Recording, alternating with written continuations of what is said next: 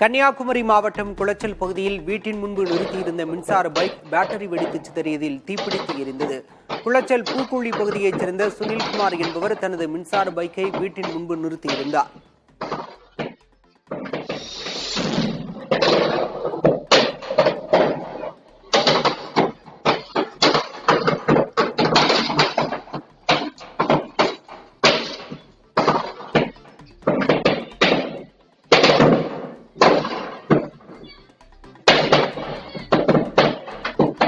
அப்போது பேட்டரி வெடித்து சிதறியதில் மின்சார பைக்கில் தீப்பிடித்து மளமளவென பரவி முற்றிலும் எரிந்து சேதமானது. இந்த சம்பவம் அங்கிருந்த கண்காணிப்பு கேமராவில் பதிவான நிலையில் அந்த காட்சிகள் பரவி வருகின்றன. சென்னை ஓட்டேரியில் தாயுடன் கட்டிலில் தூங்கிய 2.5 வயது ஆண் குழந்தை தவறி விழுந்து உயிரிழந்ததாக கூறப்படுகிறது. இன்று காலை குழந்தை மயங்கிய நிலையில் இருந்ததைக் கண்டு பெற்றோர் எழும்பூர் குழந்தைகள் நல மருத்துவமனைக்கு கொண்டு சென்றனர். அங்கு குழந்தையை பரிசோதித்த மருத்துவர்கள் ஏற்கனவே இறந்துவிட்டதாக தெரிவித்தனர். தூக்கத்தில் தவறி விழுந்ததால் மூச்சு திணறி குழந்தை உயிரிழந்திருக்கலாம் என முதற்கட்ட விசாரணையில் தெரியவந்துள்ளது. ஓட்டேரி காவல்துறையினர் வழக்கு பதிவு செய்து விசாரணை நடத்தி வருகின்றனர். கோவையில் வீட்டின் கதவை உடைத்து 34 சவரன் தங்க நகைகள் கொள்ளையடிக்கப்பட்டுள்ளன. புனியமுத்தூர் அண்ணாமலை நாயக்கர் கோயில் தெருவில் வசிக்கும் மோகனகிருஷ்ணன் குடும்பத்துடன் கோவாவிற்கு சென்றிருந்த நிலையில் இந்த கொள்ளை சம்பவம் நடைபெற்றுள்ளது. 34 சவரன் நகைகள், 40,000 ரூபாய் ரொக்கம் மற்றும் 25 கிராம் வெள்ளி பொருட்கள் என 20 லட்சம் ரூபாய் மதிப்பிலான பொருட்கள் கொள்ளையடிக்கப்பட்டுள்ளதாக புகார் அளிக்கப்பட்டுள்ளது. மோப்ப நாய்கள், தடயவியல் நிபுணர்கள் உதவியுடன் காவல்துறையினர் விசாரணை மேற்கொண்டுள்ளனர். கள்ளக்குறிச்சி மாவட்டம் உளுந்தூர்பேட்டை பகுதியில் சம்மங்கி பயிர்கள் குருத்து அழுகல் நோய் தாக்குதலால் கடுமையாக பாதிக்கப்பட்டுள்ளன. பெரும்பாக்கம் கிராமத்தைச் சேர்ந்த விவசாயி ராஜசேகருக்கு சொந்தமான 1 ஏக்கர் தோட்டத்தில் பயிரிடப்பட்ட சம்மங்கி பயிர்கள் குருத்து அழுகல் நோயால் பாதிக்கப்பட்டுள்ளன. பலவிதமான பூச்சிக்கொல்லிகள் தெளித்தும் பலனில்லை என கூறும் விவசாயி ஏக்கருக்கு 2 லட்சம் ரூபாய் வரை செலவு செய்து நஷ்டமடைந்துள்ளதாக கூறுகிறார். அதிகாரிகள் ஆய்வு செய்து நிவாரணம் வழங்க நடவடிக்கை எடுக்க வேண்டும் எனவும் கோரிக்கை விடுத்துள்ளார். கள்ளக்குறிச்சி மாவட்டம் சங்கராபுரம் அருகே பேக்கரி மற்றும் டயர் கடையில் ஏற்பட்ட தீ விபத்தில் 5 லட்சம் ரூபாய் மதிப்பிலான பொருட்கள் முற்றிலும் எரிந்து சேதமடைந்தன. தேவபாண்டலம் கிராமத்தைச் சேர்ந்த முருகன் என்பவருக்கு சொந்தமான பேக்கரியில் மின்கசிவால் இந்த விபத்து ஏற்பட்டுள்ளது. மளமளவென பரவிய தீ டயர் கடையிலும் பரவியது. தகவல் அறிந்து சென்ற தீயணைப்பு வீரர்கள் 2 மணி நேரத்திற்கு மேல் போராடி தீயை கட்டுப்படுத்தினர்.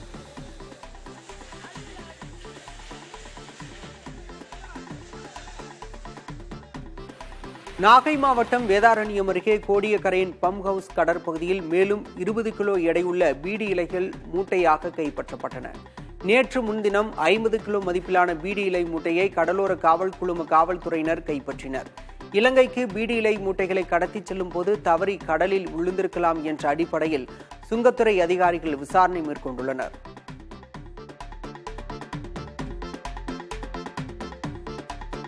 இலங்கை கடற்கொள்ளையர்களால் தாக்கப்பட்டு நாகை அரசு மருத்துவக் கல்லூரி மருத்துவமனையில் சிகிச்சை பெற்று வரும் 23 மீனவர்களை திமுக துணை பொதுச் செயலாளர் ராசா சந்தித்து ஆறுதல் கூறினார். மீனவர்களுக்கான நிவாரணப் பொருட்களை வழங்கிய ராசா மீனவர்களுக்கு வழங்கப்படும் சிகிச்சைகள் குறித்து மருத்துவர்களிடம் கேட்டறிந்தார். பின்பு செய்தியாளர்களிடம் பேசிய அவர், மீனவர்களை பாதுகாக்க போதிய பாதுகாப்பு வளையத்தை ஏற்படுத்த ஒன்றிய அரசிடம் அழுத்தம் கொடுக்கப்படும் என்றார்.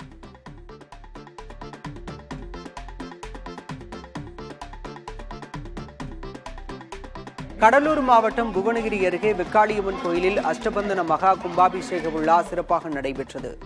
தலைக்குளம் கிராமத்தில் 81 அடி உயரத்தில் அமைக்கப்பட்டுள்ள வெக்காளியம்மன் சிலைக்கு அபிஷேகம் செய்த பூசாரி உடல் முழுவதும் அலகு குத்தி கொண்டு அந்தரத்தில் தொங்கியபடி சென்று அபிஷேகம் செய்தார். தொடர்ந்து நடைபெற்ற புனித நீர் தெளிக்கும் நிகழ்வில் சுற்றுவட்டார பகுதியிலைச் சேர்ந்த ஆயிரக்கணக்கானோர் பங்கேற்றனர்.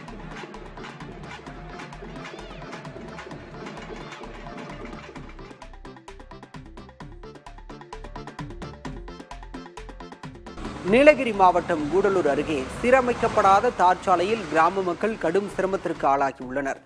தேவர் சோலை பேரூராட்சிக்குட்பட்ட மட்டம் கிராமத்திலிருந்து புலம்பட்டி செல்லும் 3 கிலோமீட்டர் சாலை பல ஆண்டுகளாக சீரமைக்கப்படாமல் உள்ளது. பள்ளிகள் தொடங்கும் முன்பு சாலையை சீரமைக்க நடவடிக்கை எடுக்க வேண்டும் என அரசுக்கு கோரிக்கை விடுத்துள்ளனர்.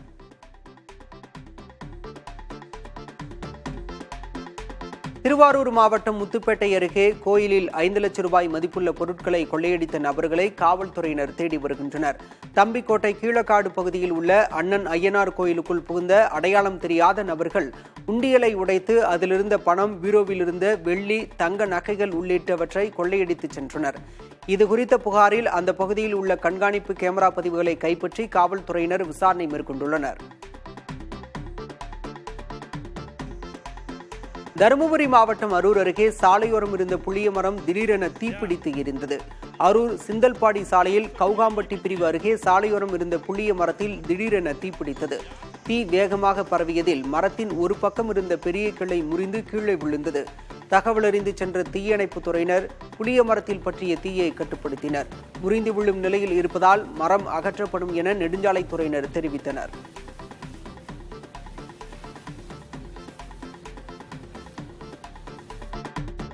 வேலூர் மாவட்டம் பள்ளிக்கொண்டா அருகே குடும்ப தகராறு காரணமாக மனைவியை கொலை செய்ததாக கணவன் கைது செய்யப்பட்டார். கீழ்கிருஷ்ணாபுரம் பகுதியைச் சேர்ந்த கட்டட தொழிலாளி ரவிக்குமார் மனைவி விஜயசாந்தியின் தலையில் கத்தியால் குத்தியதாக கூறப்படுகிறது. படுகாயமடைந்த விஜயசாந்தி மருத்துவமனை கொண்டு செல்லப்படும் வழியிலேயே உயிரிழந்தார். ரவிக்குமாரை கைது செய்த காவல்துறையினர் விசாரணை மேற்கொண்டு வருகின்றனர்.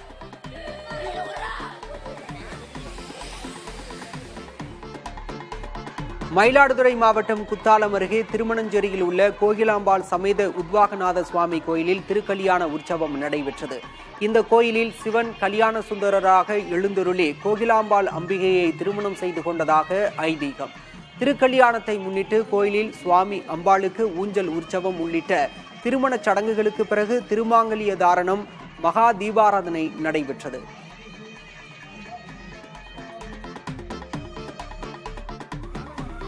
நாமக்கல் அருகே இருசக்கர மின்சார வாகனம் திடீரென வெடித்ததில் கெஜக்கோம்பையைச் சேர்ந்த கேசவன் என்பவர் காயமடைந்தார்.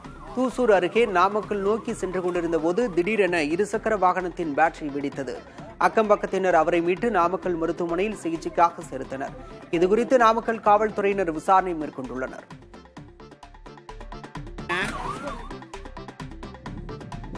சாத்தான்குளத்தில் விளைநிலத்தை பிளாட்டுகளாக மாற்ற 30க்கும் மேற்பட்ட பனை மரங்களில் ஆசிட் ஊற்றி பட்டுப்போக செய்ததாக புகார் அளிக்கப்பட்டுள்ளது. இது தொடர்பாக சாஸ்தாவிநல்லூர் கிராம நிர்வாக அலுவலர் அளித்த புகாரின் பேரில் தட்டாறுமடம் காவல்துறையினர் விசாரணை நடத்தி ஹர்பான் சிங் பிரேம்குமாரின் மகன் ஹர்ஷன் ஷாரோன் மீது வழக்கு பதிவு செய்துள்ளனர். பனை மரங்கள் மீது ஆசிட் ஊற்றி அளிக்கப்பட்டது குறித்து விசாரணை நடைபெற்று வருகிறது. ஏற்கனவே ஒழுங்காக பணிக்கு செல்லாதது உள்ளிட்ட புகார்களால் சாத்தான்குளம் தொடக்கப்பள்ளி தலைமை ஆசிரியர் ஹர்பான் சிங் பிரேம்குமார் சஸ்பெண்ட் செய்யப்பட்டது குறிப்பிடத்தக்கது. மயிலாடுதுறை மாவட்டம் சீர்காழி அருகே சூறைக்காற்றுடன் பெய்த கனமழையால் 200 ஏக்கர் வாழை மரங்கள் சேதமாகியுள்ளன. அறுவடைக்கு இன்னும் 2 மாதங்களே இருந்த நிலையில் அள்ளி விளாகம் உள்ளிட்ட 10க்கும் மேற்பட்ட கிராமங்களில் திடீரென்று ஏற்பட்ட இந்த சேதத்தால் விவசாயிகள் பெரும் வேதனையடைந்துள்ளனர். 1 வருடமாக கஷ்டப்பட்டு வளர்த்த வாழை மரங்கள் முறிந்தும் அடியோடு சாய்ந்தும் வயலில் விழுந்துள்ளன. காப்பீடு செய்துள்ள விவசாயிகளுக்கு உடனடியாக இழப்பீடு வழங்கவும் நிவாரணம் அளிக்கவும் அரசு நடவடிக்கை எடுக்க வேண்டும் என்று கோரிக்கை விடுத்துள்ளனர்.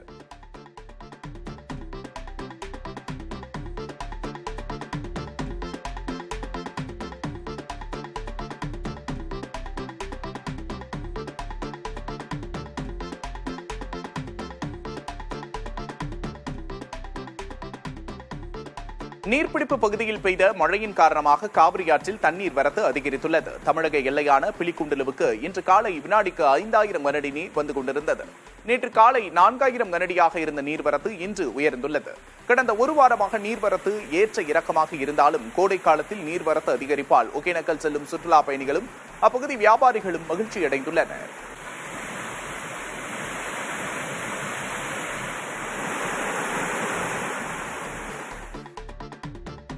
மதுரை சித்திரை திருவிழாவில் கள்ளழகர் ஆற்றில் இறங்கும் வைபவத்திற்காக வைகை அணையிலிருந்து தண்ணீர் திறக்கப்பட உள்ளது. வருகின்ற 8ஆம் தேதி மாலை 6 மணி முதல் 12ஆம் தேதி மாலை 6 மணி வரை 5 நாட்களுக்கு மொத்தம் 215 மில்லியன் கனஅடி நீர் திறக்க தமிழ்நாடு அரசு உத்தரவிட்டுள்ளது. இதன் மூலம் தேனி மற்றும் மதுரை மாவட்டங்களில் உள்ள உறை கிணறுகளும் நிரம்பி குடிநீர் தேவையும் பூர்த்தியாகும் என்று பொதுப்பணித்துறை அதிகாரிகள் தெரிவித்துள்ளனர்.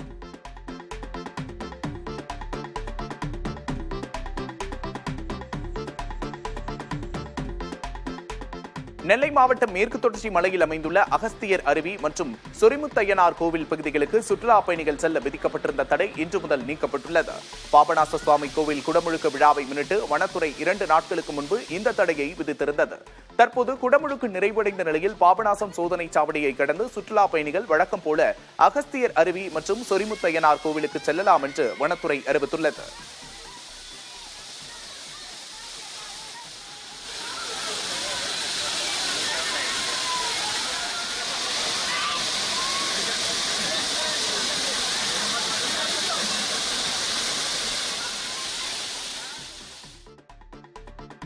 கோடை விடுமுறையை முன்னிட்டு திண்டுக்கல்லில் இருந்து நாகர்கோவிலுக்கு சிறப்பு ரயில் இயக்கப்படுகிறது. இன்று முதல் மே 31ஆம் தேதி வரை வாரந்தோறும் 5 நாட்கள் இந்த சிறப்பு ரயில் இயக்கப்படும்.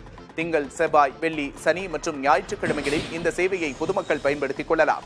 மதியம் 3:45 மணிக்கு திண்டுக்கல்லில் இருந்து புறப்படும் இந்த ரயில் அம்பாத்துறை, கொடைரோடு, மதுரை, விருதுநகர், நெல்லை, வள்ளியூர் உள்ளிட்ட முக்கிய ரயில் நிலையங்கள் வழியாக சென்று இரவு 9:05 மணிக்கு நாகர்கோவிலை சென்றடையும்.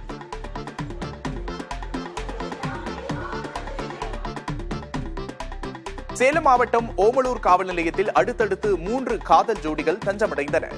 மேட்டூரைச் சேர்ந்த விக்னேஷ், ஊத்தங்கரையைச் சேர்ந்த கீதா ஆகியோர் காதல் திருமணம் செய்து கொண்ட நிலையில் பாதுகாப்பு கேட்டு காவல் நிலையத்தில் தஞ்சமடைந்தனர். இதேபோல திருநெல்வேலி அம்பாசமுத்திரத்தைச் சேர்ந்த காவலர் விக்னேஷ், ஸ்வேதா ஆகியோர் சுயமரியாதை திருமணம் செய்து கொண்டு காவல் நிலையம் வந்தனர். மேலும் தருமபுரி பெண்ணாகரத்தைச் சேர்ந்த சஞ்சய், சேலம் மேட்டூரைச் சேர்ந்த கலைவாணி காதல் திருமணம் முடித்து காவல் நிலையத்தில் தஞ்சம் புகுந்தனர். காதலர்களின் பெற்றோரை வரவழைத்து காவல்துறையினர் சமாதானம் செய்து வைக்க முயன்றனர். ஆனால் பெண்களின் பெற்றோர் வராததால் பெண்களின் விருப்பப்படி அவர்களின் காதல் கணவர்களோடு அனுப்பி வைத்தனர்.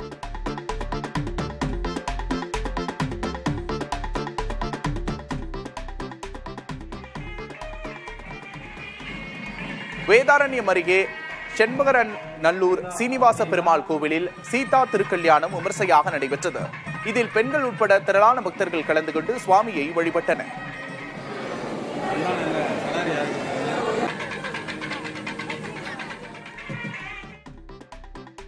ஈரோடு மாவட்டம் சத்தியமங்கலம் சுற்றுவட்டாரத்தில் வீசும் சூறைக்காற்றால் மின் கம்பங்களில் மரங்கள் விழுவது தொடர்கதையாகி வருகின்றது. சமீபத்தில் செண்பகப்புதூர் சாலையில் மின்கம்பம் விழுந்ததில் வாகன ஓட்டி காயமடைந்தார். அழுக்குழி அருகே தென்னை மரம் விழுந்த விபத்தில் அதிர்ஷ்டவசமாக பாதிப்பு எதுவும் ஏற்படவில்லை. புளியங்கோம்பை சாலையில் மின்கம்பங்கள், தென்னங்கீற்றுகள் விழுந்து விபத்து ஏற்படும் நிலையில் உள்ளது. இதேபோன்று பல இடங்களில் மரங்கள் விழுந்து கிடப்பதால் மின்வாரிய அதிகாரிகள் உடனடியாக கண்காணித்து மரங்களை அகற்ற வேண்டும் என்று வாகன ஓட்டிகள் வலியுறுத்தியுள்ளனர்.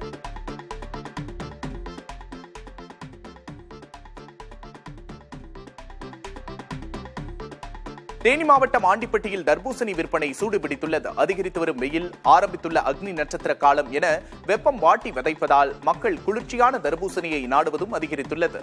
ஆண்டிப்பட்டி, தேனி சாலை, ஆண்டிப்பட்டி, வைகை அணை சாலைகளில் ஆங்காங்கே தள்ளுவண்டிகளில் தர்பூசணி பழங்கள் விற்பனை செய்யப்படுகின்றன.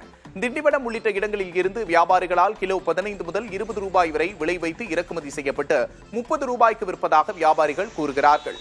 மக்கள் விரும்பி உண்பதால் நல்ல லாபம் கிடைப்பதாகவும் வியாபாரிகள் தெரிவிக்கின்றனர்.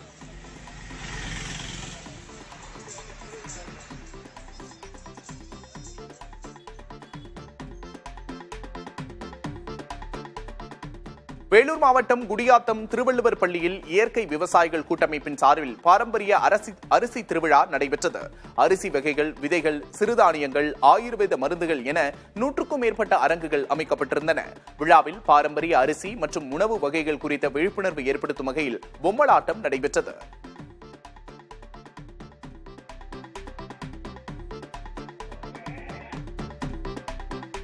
கள்ளக்குறிச்சி மாவட்டம் சங்கராபுரம் மற்றும் அதன் சுற்றுவட்டார பகுதிகளில் இரவு பெய்த பலத்த மழையால் ஆலத்தூர் நேரடி நெல் கொள்முதல் நிலையத்தில் 1000 நெல் மூட்டைகள் மழையில் நனைந்து வீணாகும் நிலை ஏற்பட்டுள்ளது.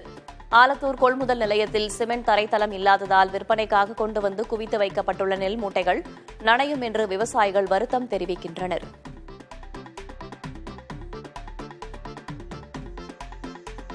கிருஷ்ணகிரி மாவட்டம் ஹொசூர் அருகே புதையில் இருப்பதாக நம்ப வைத்து ராதம்மா என்ற பெண்ணிடம் 8 லட்சம் ரூபாயை மோசடி செய்த 10 பேர் கைது செய்யப்பட்டுள்ளனர். பெங்களூருவைச் சேர்ந்த லட்சுமிகாந்த் என்பவர் மூலம் ராதம்மாவுக்கு அறிமுகமான கும்பல் அவரது நிலத்தில் தங்க காசுகள் கிடைத்ததாக கூறி நம்ப வைத்தது. பின்னர் புதையல் எடுக்க பூஜை செலவுக்காக 8 லட்சம் ரூபாயை பெற்றுக்கொண்டு போலியான புதையல் பானையை கொடுத்து ஏமாற்றியுள்ளனர். ராதம்மாவின் மகன் சந்தேகமடைந்து பானையை திறந்து பார்த்தபோது மோசடி வெளிச்சத்துக்கு வந்தது. இது தொடர்பாக காவல்துறைக்கு புகார் அளிக்கப்பட்ட நிலையில் மோசடி செய்த 10 பேர் கைது செய்யப்பட்டனர். தலைமறைவாக உள்ள 3 பெண்களை காவல்துறையினர் தேடி வருகின்றனர்.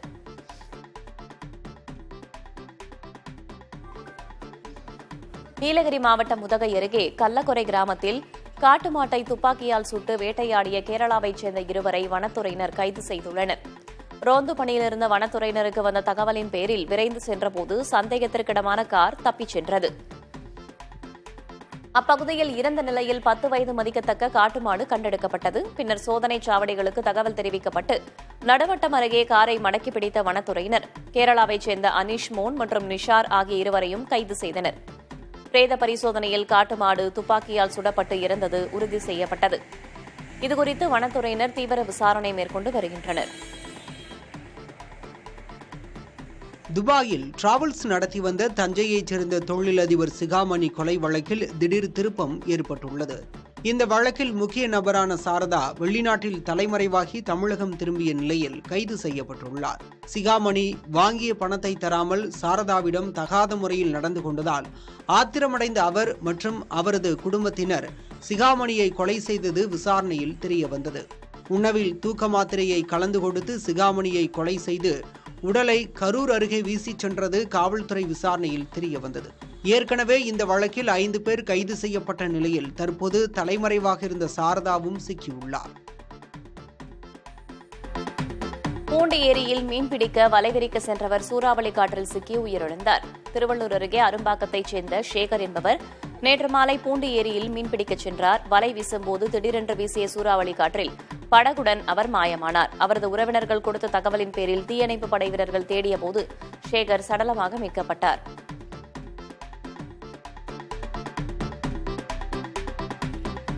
செங்கல்பட்டு மாவட்டம் மதுராந்தகம் அருகே நேற்று இரவு சூறைக்காற்றுடன் கூடிய கனமழையால் பல்வேறு இடங்களில் மின்வெட்டு ஏற்பட்டுள்ளது. சாலை ஓரத்து மரங்கள் மற்றும் 20க்கும் மேற்பட்ட மின் கம்பங்கள் சாய்ந்ததால் கருணாகர விளக்கம், மொரப்பாக்கம், கூடலூர், தண்டலம், பெரும்பாக்கம் உள்ளிட்ட 10க்கும் மேற்பட்ட கிராமங்களில் மின்சாரம் துண்டிக்கப்பட்டுள்ளது. இரவு முதல் மின்சாரம் இல்லாததால் பொதுமக்கள் கடும் அவதியடைந்துள்ளனர். விரைந்து மின்சார விநியோகத்தை சீரமைக்க கோரிக்கை விடுத்துள்ளனர். கோடை விடுமுறையை கொண்டாட நெல்லை மாவட்டம் மணிமுத்தாறு அருவியில் சுற்றுலா பயணிகள் குவிந்தனர். அகஸ்தியர் அருவி, சொரிமுத்து அய்யனார் கோவில் உள்ளிட்ட பகுதிகளுக்கு செல்ல சுற்றுலா பயணிகள் செல்ல 2 நாட்களுக்கு தடை விதிக்கப்பட்டுள்ளது. இதனால் மணிமுத்தாறு அருவியில் கூட்டம் அலைமோதுகிறது. சோதனைச் சாவடியில் நீண்ட நேரம் காத்திருந்து அருவிக்கு செல்ல வேண்டியிருப்பினும் சுற்றுலா பயணிகள் மகிழ்வுடன் அருவியில் குளித்து மகிழ்கின்றனர்.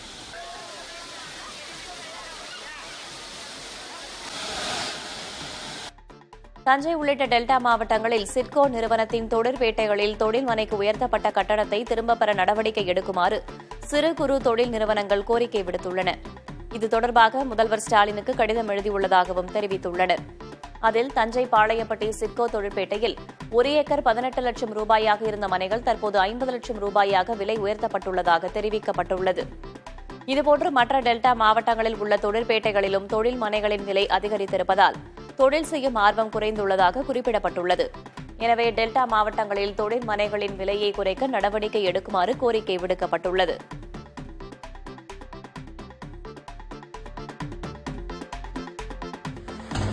திருச்சி பாலக்கரை ரயில் நிலையத்தில் பெங்களூரு மதுரை வந்தே பாரத் ரயில் திடீரென்று நிறுத்தப்பட்டது. திருச்சி பகுதியில் பலத்த இடி மின்னலுடன் மழை பெய்த நிலையில் ஜங்ஷன் அருகே உள்ள ரயில்வே மின் நிலையத்தில் மின்னல் தாக்கியது. இதனால் மின்கம்பி அறுந்து விழுந்ததில் பெங்களூருவிலிருந்து மதுரைக்கு வந்த வந்தே பாரத் ரயில் பாலக்கரை ரயில் நிலையத்தில் நிறுத்தப்பட்டது. பின்னர் டீசல் என்ஜினை கொண்டு வந்தே பாரத் ரயில் ஜங்ஷன் ரயில் நிலையத்திற்கு இழுத்து வரப்பட்டது. 1 மணி நேர தாமதத்திற்கு பிறகு வந்தே பாரத் ரயில் ஜங்ஷன் ரயில் நிலையத்திலிருந்து மதுரைக்கு புறப்பட்டுச் சென்றது.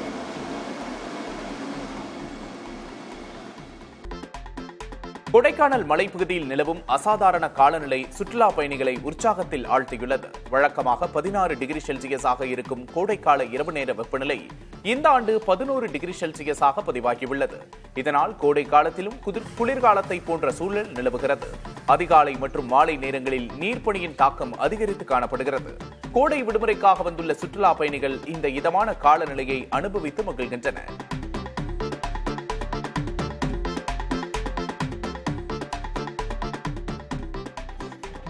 நெல்லை மாவட்டம் வள்ளியூர் சுப்பிரமணிய சுவாமி கோவிலில் சித்திரை தேரோட்ட திருவிழா பக்தி பரவசத்தோடு நடைபெற்றது.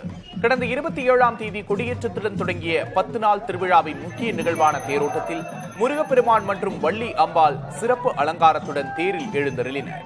வெற்றிவேல் முருகனுக்கு அரோகரா என்ற பக்தர்களின் விண்ணை முட்டும் முழக்கத்துடன் தேர் வடம் பிடித்து இழுக்கப்பட்டது.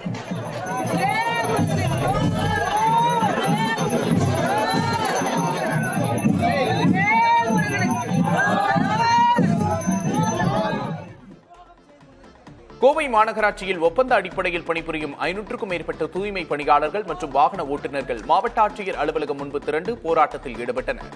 புதிய ஒப்பந்த நிறுவனம் சம்பளம், வேலை நேரம் உள்ளிட்ட விவரங்களை தெரிவிக்காதது மற்றும் வெளிமாநில தொழிலாளர்களை பணியில் அமர்த்துவதை கண்டித்து கடந்த 3 நாட்களாக வேலை நிறுத்தம் செய்து வரும் இவர்கள் ஆட்சியரிடம் மனு அளிக்க வந்தனர். 500க்கும் மேற்பட்டோர் திரண்டதால் ஆட்சியர் அலுவலகத்தில் பரபரப்பான சூழல் நிலவியது. பாதுகாப்புக்காக கூடுதல் காவல்துறையினர் குவிக்கப்பட்டனர். ஈரோடு அருகே நடந்த இரட்டை கொலை சம்பவத்தை கண்டித்து அதிமுகவினர் ஆர்ப்பாட்டத்தில் ஈடுபட்டனர். சிவகிரி அருகே விளக்கேத்தியில் ராமசாமி மற்றும் பாக்கியம்மாள் கொலை சம்பவத்தை கண்டித்து முன்னாள் அமைச்சர் KV ராமலிங்கம் தலைமையில் கண்டன ஆர்ப்பாட்டம் நடைபெற்றது. திமுக ஆட்சியில் கொள்ளை சம்பவங்கள் அதிகரித்துள்ளதாகவும் குற்றவாளிகளை உடனடியாக கைது செய்து தண்டனை வழங்க வேண்டும் என்றும் அதிமுகவினர் முழக்கமிட்டனர். முன்னாள் எம்எல்ஏக்கள், நாடாளுமன்ற உறுப்பினர்கள் மற்றும் ஏராளமான அதிமுக தொண்டர்கள் இந்த ஆர்ப்பாட்டத்தில் கலந்து கொண்டனர். முன்னதாக கொலை குற்றவாளிகளை பிடிக்க 12 தனிப்படைகள் அமைக்கப்பட்டு விசாரணை நடைபெறுகிறது. இதனிடையே ஆர்ப்பாட்டத்திற்கு சென்ற அதிமுக கார்கள் ஒன்றன் பின் ஒன்று மோதி விபத்துக்குள்ளானதில் 6 கார்கள் சேதமடைந்தன.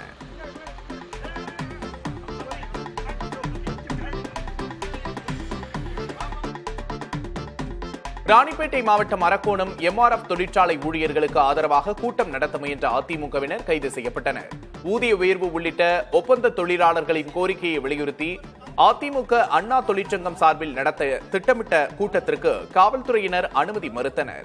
முன்னாள் நாடாளுமன்ற உறுப்பினர் அரி, MLA ரவி உள்ளிட்ட அதிமுக நிர்வாகிகள் தொழிற்சாலையின் முன்பு திரண்டதால் காவல்துறையினர் அவர்களை கைது செய்தனர். இதற்கு எதிர்க்கட்சித் தலைவர் எடப்பாடி பழனிசாமி கண்டனம் தெரிவித்துள்ளார்.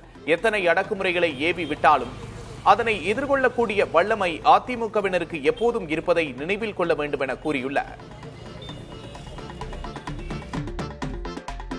கொடைக்கானல் அருகே பள்ளங்கி கோம்பை கிராமத்தில் 10க்கும் மேற்பட்ட காட்டு யானைகள் முகாமிட்டுள்ளன. இப்பகுதியில் பயிர்களை சேதப்படுத்தி வரும் யானைகளை விவசாயிகளையும் அச்சுறுத்தி விரட்டுவதாக புகார் எழுந்துள்ளது. இதனால் கிராம மக்கள் அச்சத்தில் உறைந்துள்ளனர். அசம்பாவிதம் ஏதும் நேரிடும் முன்பு யானைகளை அடர்ந்த வனப்பகுதிக்குள் அனுப்ப வனத்துறையினருக்கு கோரிக்கை விடுத்துள்ளனர். யானைகளை விரட்ட நடவடிக்கை எடுப்பதாக வனவர் மதியழகன் உறுதியளித்துள்ளார்.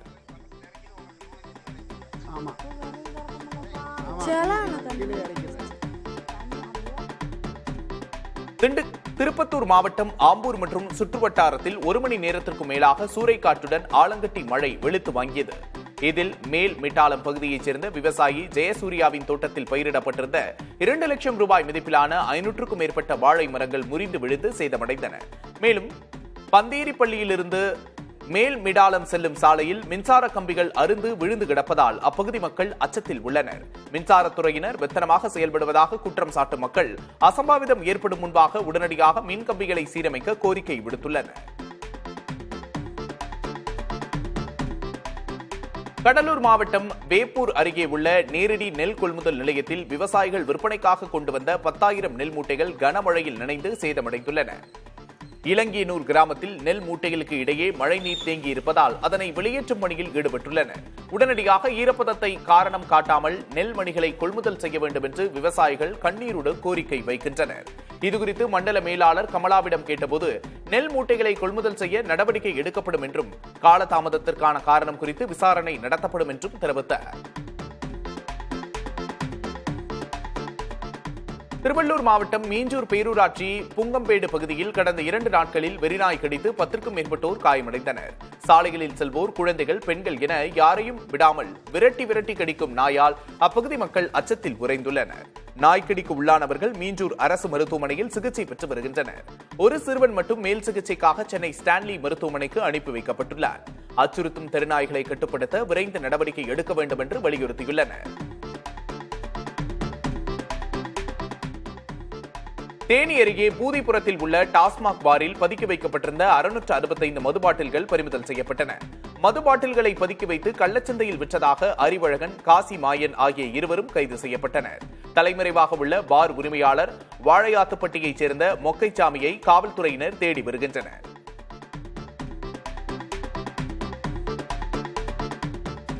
மதுரை ஆதீனத்தின் மீது வழக்கு பதிவு செய்ய வலியுறுத்தி மதுரை மாநகர காவல் ஆணையர் அலுவலகத்தில் இந்திய ஜனநாயக வாலிபர் சங்கத்தின் சார்பில் புகார் மனு அளிக்கப்பட்டுள்ளது. தன்னை சிலர் கொலை செய்ய முயன்றதாக மதுரை ஆதீனம் முன்வைத்த குற்றச்சாட்டை அடுத்து மத மோதலை ஏற்படுத்த முயன்றதாக ஆதீனம் மீது நடவடிக்கை எடுக்க வேண்டும் என்று அவர்கள் வலியுறுத்தினர். முன்னதாக விபத்தின் சிசிடிவி காட்சிகளை வெளியிட்ட காவல்துறை தவறான தகவல்களை ஆதீனம் தரப்பு வெளியிடுவதாக தெரிவித்துள்ளது குறிப்பிடத்தக்கது. செங்கல்பட்டு மாவட்டம் காட்டாங்குளத்தூர் அருகே வில்லியம்பாக்கத்தில் உள்ள அரசு நேரடி நெல் கொள்முதல் நிலையத்தில் விவசாயிகள் கொண்டு வந்த நெல் மூட்டைகள் மழையில் நனைந்து வீணாகியுள்ளன. 20 நாட்களுக்கு மேலாக நெல்லை கொள்முதல் செய்யாமல் தாமதம் செய்ததாலேயே இந்த இழப்பு ஏற்பட்டதாக விவசாயிகள் குற்றம் சாட்டுகின்றனர். உடனடியாக நெல்லை கொள்முதல் செய்து தங்களுக்கு உரிய நிவாரணம் வழங்க வேண்டும் என்று அவர்கள் கோரிக்கை விடுத்துள்ளனர்.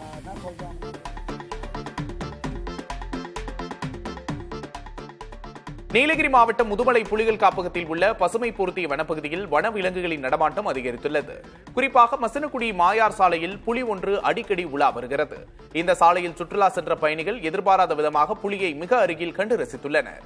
அவர்கள் பதிவு செய்த அந்த அரிய காட்சிகள் தற்போது சமூக வலைதளங்களில் பரவி வருகின்றன.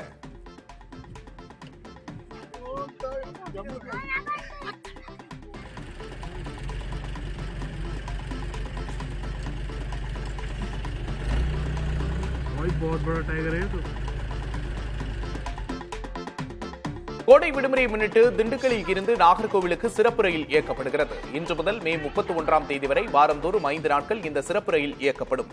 திங்கள், செவ்வாய், வெள்ளி, சனி மற்றும் ஞாயிற்றுக்கிழமைகளில் இந்த சேவையை பொதுமக்கள் பயன்படுத்திக் கொள்ளலாம். மதியம் 3:45 மணிக்கு திண்டுக்கல்லில் இருந்து புறப்படும் இந்த ரயில் அம்பாத்துறை, கொடைரோடு, மதுரை, விருதுநகர், நெல்லை, வள்ளியூர் உள்ளிட்ட முக்கிய ரயில் நிலையங்களில் வழியாக சென்று இரவு 9:05 மணிக்கு நாகர்கோவிலை சென்றடையும்.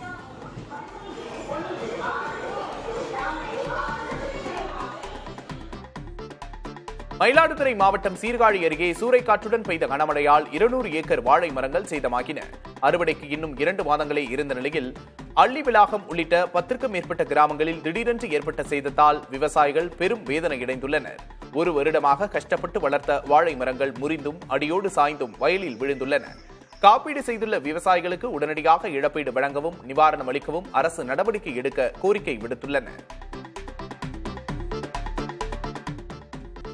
நீர்பிடிப்பு பகுதியில் பெய்த மழையின் காரணமாக காவிரி ஆற்றில் தண்ணீர் வரத்து அதிகரித்துள்ளது. தமிழக எல்லையான பிலிக்குண்டுலுவுக்கு இன்று காலை வினாடிக்கு 5000 கனஅடி நீர் வந்து கொண்டிருந்தது. நேற்று காலை 4000 கனஅடியாக இருந்த நீர்வரத்து இன்று உயர்ந்துள்ளது.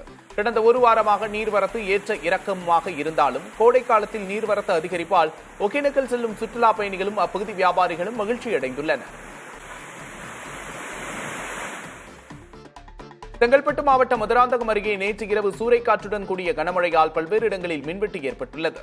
சாலையோரத்து மரங்கள் மற்றும் 20க்கும் மேற்பட்ட மின் கம்பங்கள் சாய்ந்ததால் கருணாகர விளக்கம், மொரப்பாக்கம், கூடலூர், தண்டலம், பெரும்பாக்கம் உள்ளிட்ட 10க்கும் மேற்பட்ட கிராமங்களில் மின்சாரம் துண்டிக்கப்பட்டுள்ளது.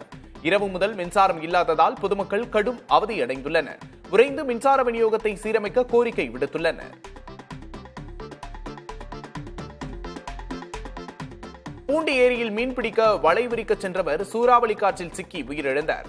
திருவள்ளூர் அருகே அரும்பாக்கத்தைச் சேர்ந்த சேகர் என்பவர் நேற்று மாலை பூண்டி ஏரியில் மீன்பிடிக்க சென்றார். வலை வீசும்போது திடீரென்று வீசிய சூறாவளி காற்றில் படகுடன் அவர் மாயமானார். அப்போது உறவினர்கள் அளித்த தகவலின் பேரில் தீயணைப்பு வீரர்கள் தேடிய போது சேகர் சடலமாக மீட்கப்பட்டார். சென்னை பெருங்குடி குப்பை கிடங்கில் தேங்கியுள்ள 8 லட்சம் டன் கழிவுகளை அகற்ற மாநகராட்சி தீவிர நடவடிக்கை எடுத்து வருகிறது. தற்போது பயோமைனிங் முறையில் கழிவுகளை அகற்ற பணிகள் துரிதப்படுத்தப்பட்டுள்ளன. இதுவரை 1 லட்சம் டன் கழிவுகள் அகற்றப்பட்டுள்ளதாகவும் மீதமுள்ள கழிவுகளை அகற்ற ட்ரோன் மூலம் ஆய்வு செய்து திட்டமிடப்படுவதாகவும் அதிகாரிகள் தெரிவித்துள்ளனர். இதேபோல கொடுங்கையூர் குப்பை கிடங்கிலும் 640 கோடி ரூபாய் மதிப்பில் பயோமைனிங் பணிகள் நடைபெற்று வருவதாகவும் தினமும் 2500 டன் புதிய கழிவுகள் வந்து சேர்வதால் பணிகளை விரைவுபடுத்த திட்டமிட்டுள்ளதாகவும் மாநகராட்சி தெரிவித்துள்ளது. நாகை மாவட்ட மீனவர்கள் 23 பேரின் மீது இலங்கை கடற்கொள்ளையர்கள் நடத்திய கொலைவெறி தாக்குதலை கண்டித்து மீனவர்கள் தொடர் வேலை நிறுத்த போராட்டத்தில் ஈடுபட்டுள்ளனர். அக்கரைப்பேட்டை, வெள்ளப்பள்ளம், செருதூர் உள்ளிட்ட 4 கிராமங்களைச் சேர்ந்த மீனவர்களின் 5 படகுகளில் சென்றவர்களை தாக்கி பொருட்களை பறித்து சென்ற கொள்ளையர்களை கண்டித்து 18 கிராம மீனவர்கள் கடலுக்கு செல்லவில்லை. 600க்கும் மேற்பட்ட ஃபைபர் மற்றும் நாட்டு படகுகள் துறைமுகங்களில் நிறுத்தி வைக்கப்பட்டுள்ளன. மீனவர்களின் உயிருக்கும் உடைமைக்கும் பாதுகாப்பு இல்லாத சூழல் நிலவுவதால் மத்திய மாநில அரசுகள் உடனடியாக நடவடிக்கை எடுக்க வேண்டும் என்று வலியுறுத்தியுள்ளனர். ஈரோடு மாவட்டம் சத்தியமங்கலம் சுற்றுவட்டாரத்தில் வீசும் சூறைக்காற்றால் மின்கம்பங்களில் மரங்கள் விழுவது தொடர்கதையாகி வருகிறது. சமீபத்தில் செண்பகப்புதூர் சாலையில் மின்கம்பம் விழுந்ததில் வாகன ஓட்டி ஒருவர் காயமடைந்தார். அழுக்குழி அருகே தென்னை மரம் விழுந்த விபத்தில் அதிர்ஷ்டவசமாக பாதிப்பு எதுவும் ஏற்படவில்லை. புளியங்கோம்பை சாலையில் மின்கம்பங்களில் தென்னங்கீற்றுகள் விழுந்து விபத்து ஏற்படும் நிலையில் உள்ளது.